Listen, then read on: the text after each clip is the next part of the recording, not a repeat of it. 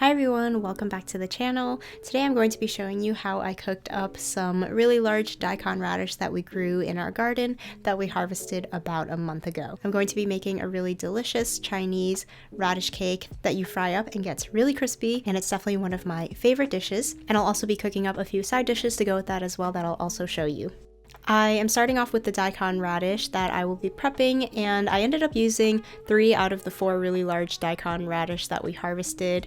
I would say it's probably about 3 to 4 pounds, and I just peeled the outer skin off of the radishes, and then the radish needs to be shredded. You could do this on a box grater, but I'm going to be using my food processor, so I'm just cutting my daikon radish into chunks that will fit in the tube of my food processor. And I'm just so happy with the daikon radish we grew this year. Not only were they really large, but the texture of them was good all the way through, no pithiness at all. So I was really excited to prepare them up into a nice special dish. With the shredding disc attached in my food processor, I am feeding all of the daikon radish pieces into there, and this makes really quick work of it to grate it up, and I'm going to do this with all of the radish. Once that's done, I'm going to set it aside and prepare some of the other ingredients. First, I have a few dried shiitake mushrooms that I soaked in some warm water. I'm going to cut off some of the tougher stems, and then the rest of it I'm going to dice into small pieces.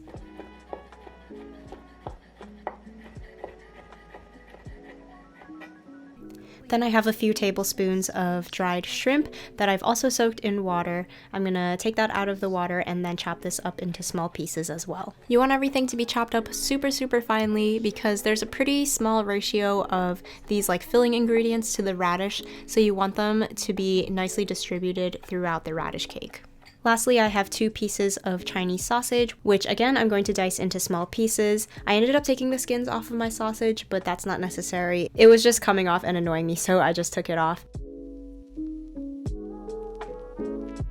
And then I'm going to saute the mushrooms, shrimp, and Chinese sausage in a pan until they start to get a little bit crispy. All 3 of these ingredients are very fragrant and flavorful, and they're going to add a lot of umami to our radish cakes. Once everything is starting to get a little bit crispy, I'm removing that from the pan, and then into my pan I'm going to add all of my shredded daikon radish.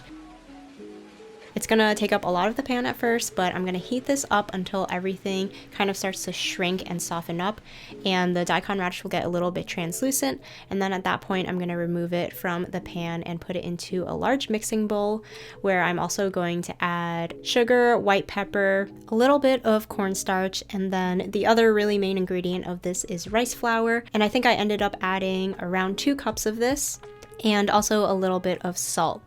By the way, I'm going to leave a recipe link down below with exact measurements since I don't usually use measurements, but if you need that, you can check it out so that you have some kind of reference point. So then I added in my other sauteed ingredients, and I also added in a handful of dried leek greens just because I had them, and I thought a nice green color would be a good addition to this. And sometimes there are scallions in these radish cakes, which I didn't add, so I thought the leeks would kind of take their place.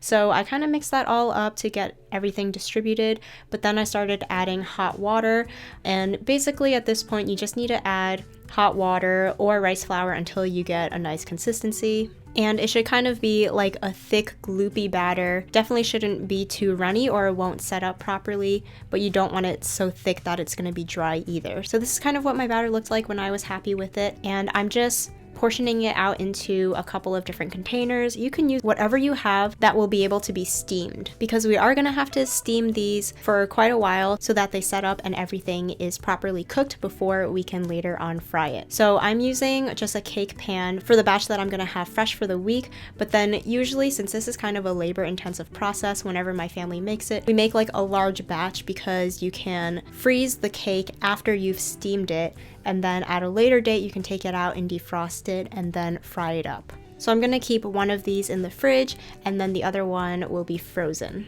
I'm just using my spatula to flatten out the tops of these cakes just so you get like a nice smooth top, because they don't really like settle themselves since the mixture is a little bit thick, so you want to shape it the way you want the final cake to look.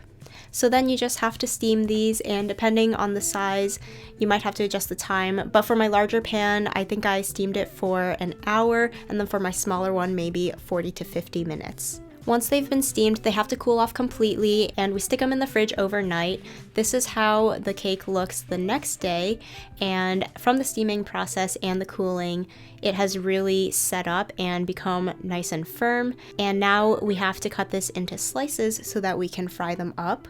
And I like to cut these into slices, maybe like 1/2 inch to 3/4 of an inch thick. If you get this at a restaurant, a lot of times the slices tend to be a little bit too thick, and I don't think they're as good that way because the thinner your slices are, the higher a ratio of crispiness you get when you go to fry it. So I like it a little bit more on the thin side. And then I'm gonna cut these into rectangles so that they're a manageable shape to flip. And this is what the inside of the radish cake looks like. So now we're just gonna fry it up. In my pan, I have about 1/4 cup of neutral oil that I'm going to be frying this in. And I just have to lay my slices in and fry them until each side is a nice dark golden brown.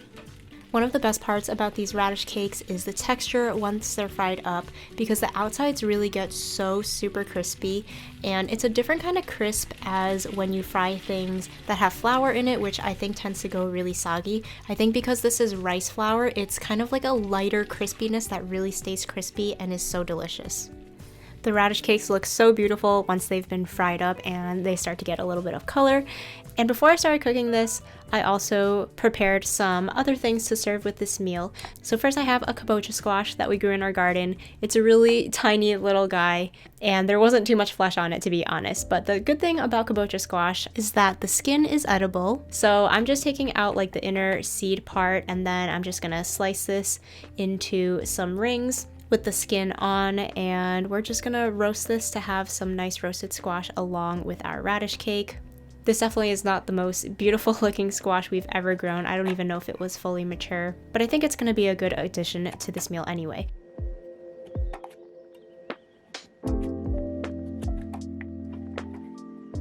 So I just covered it with some olive oil, and then I'm sprinkling salt and pepper, and that's going to be it for the seasoning. I am going to put something else when it comes out, so I'm just going to keep it a little bit more simple for the beginning.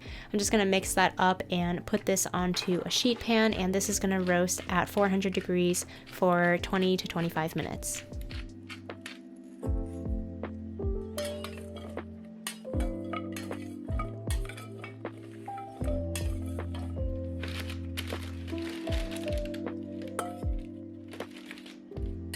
I also had a sweet potato on my sheet pan. That's not for this meal, so just ignore that. But sometimes I just like to add a sweet potato on there whenever I have the oven on, just to have it baked for another meal.